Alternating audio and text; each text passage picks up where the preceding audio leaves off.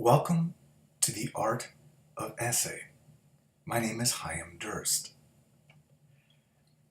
I begin each of my lectures and blogs with my personal motto that an effective personal statement can get your child into almost any school.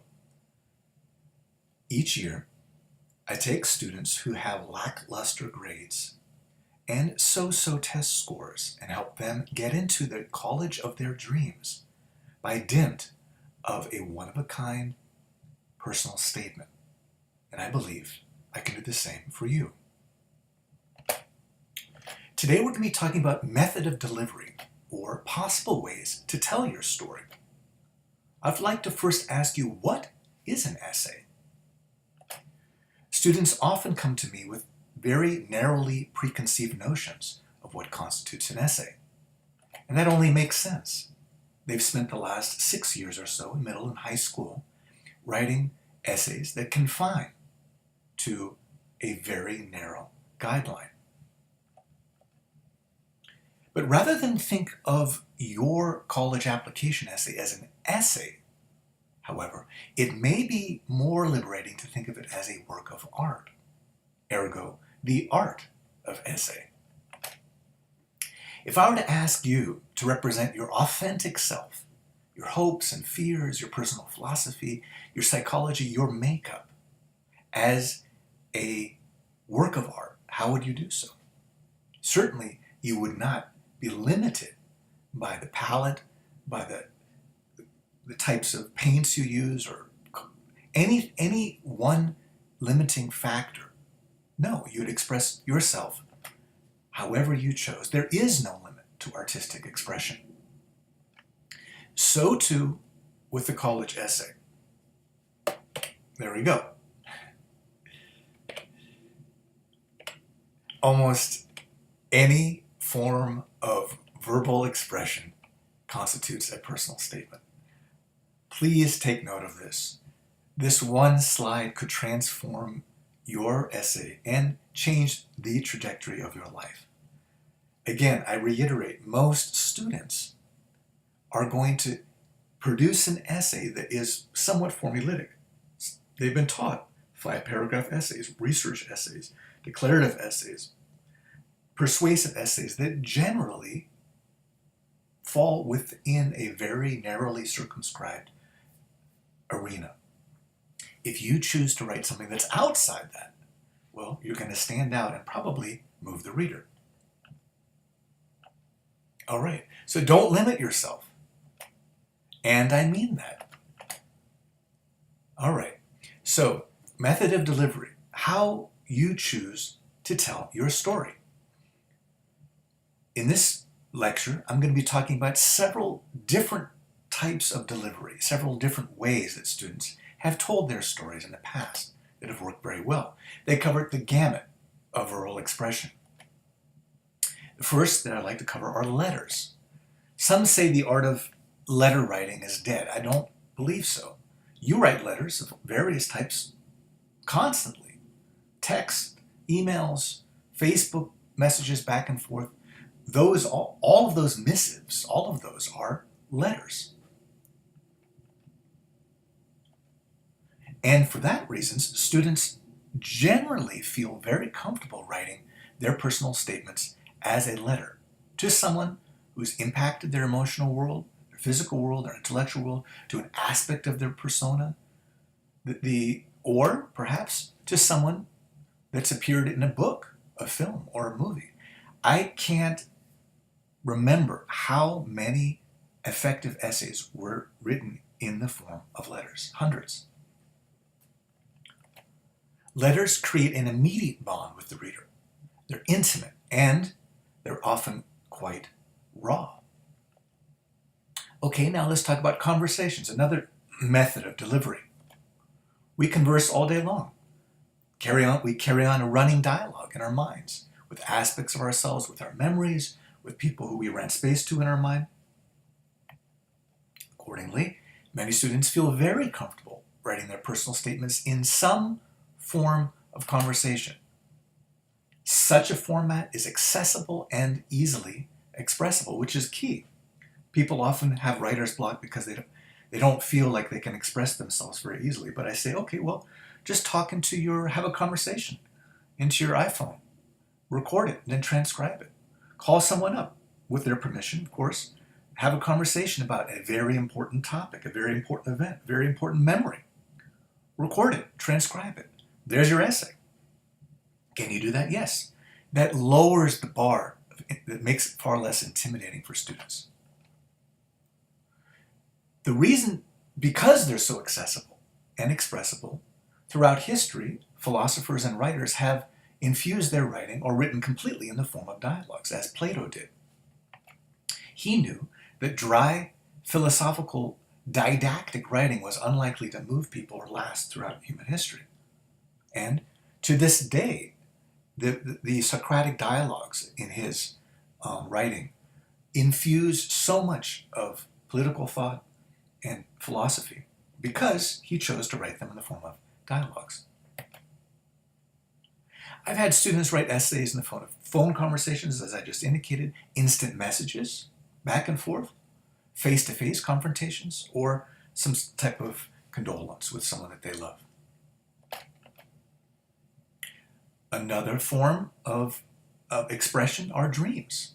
Do you remember your dreams? Any snippets? Well, many people are impacted by their dreams, I being one of them. Some of the most effective essays are the expression of the dream and then the explication of that dream, where the student goes through and analyzes different symbols and expresses how they represent their fears, their hopes, and aspects of their inner workings. So rather than give you numerous examples to illustrate these various types, and there are many, many, many, many more, I would like to use one essay that combines several of these techniques that I've just discussed. It is a letter, it's a one running conversation, and it has very unconventional punctuation and grammar. Well, here it is. You're the one I confide in, the one I tell everything to. You're my golden child. At least that's what I make you believe. I feel alive again, young again through you. With every single issue I've had, girl fights, teacher problems, or emotions, I go to you. Your trust is the fuel of my life. I lay my life out for you to see and comment on, but I make sure to leave out the parts that anger you or make me look insignificant in your eyes. You are the apple of my eye. I grew up trying to fulfill the mold that you have set in your own mind. You are all that I hoped you would be. I hear you tell your friends about me, saying she makes up for the other children's mistakes that came before. Growing up, I witnessed arguments between you and each of my siblings that left you in tears. You are my only filial child. I saw the pain and frustration in your face when so-and-so got kicked out. Why have the others turned against me and against God? The hurt you felt when so-and-so screamed that she despised you and everything you stood for. All I have done is pour out God's love to them. Even the time you collapsed to the ground out of anger towards so-and-so when he disrespected you, and Dad, my own children, fallen. I feel like I was your last hope. You are. I was going to be the one that got straight A's through high school, always be home at curfew, be 100% dedicated to church and live the life you desired of me. You have. I was going to be the kid you always wanted. You are. Am I? Why can't you be your own hope?